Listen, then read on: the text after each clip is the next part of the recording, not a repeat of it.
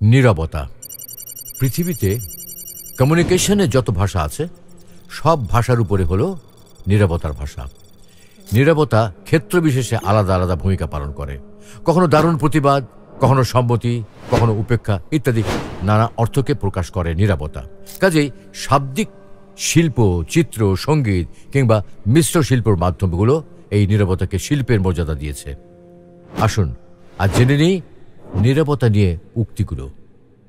নীরবতা একটা উপহার, এর সারমর্মকেও মূল্য দিতে শিখুন।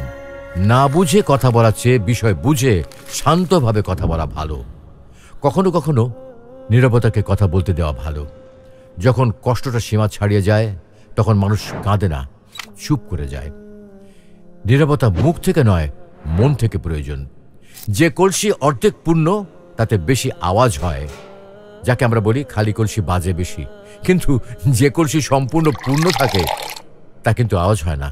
চুপ থাকতে শিখুন, দেখবেন যে আপনার সাথে একদিন খারাপ ব্যবহার করেছে সেও একদিন আপনার পায়ে এসে পড়বে। নীরবতা হলো প্রকৃত জ্ঞানের সেরা উত্তর। নীরবতা হলো মহান শিক্ষক এবং এর পাঠ শিখতে হলে আপনাকে অবশ্যই এর প্রতি মনোযোগী হতে হবে। তুমি যদি সঠিক হও তাহলে তা প্রমাণ করার চেষ্টা করো না, চুপচাপ বসে থাকো, সময় সব জবাব দিয়ে দেবে। উত্তেজনা কোনো বিষয়ের সুষ্ঠু সমাধান নয়, নীরবতায় গভীর ভালোবাসার আসল বহিঃপ্রকাশ। সুসময়ের নীরবতা হলো সবচেয়ে কমান্ডিং অভিব্যক্তি। একজন শান্ত মানুষের সংকল্পকে অবমূল্যায়ন করবেন না।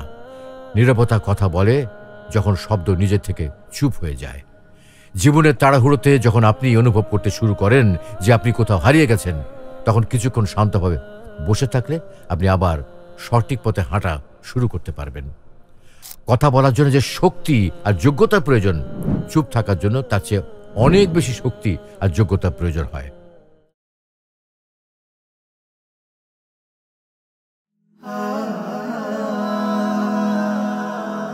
Heaven Tune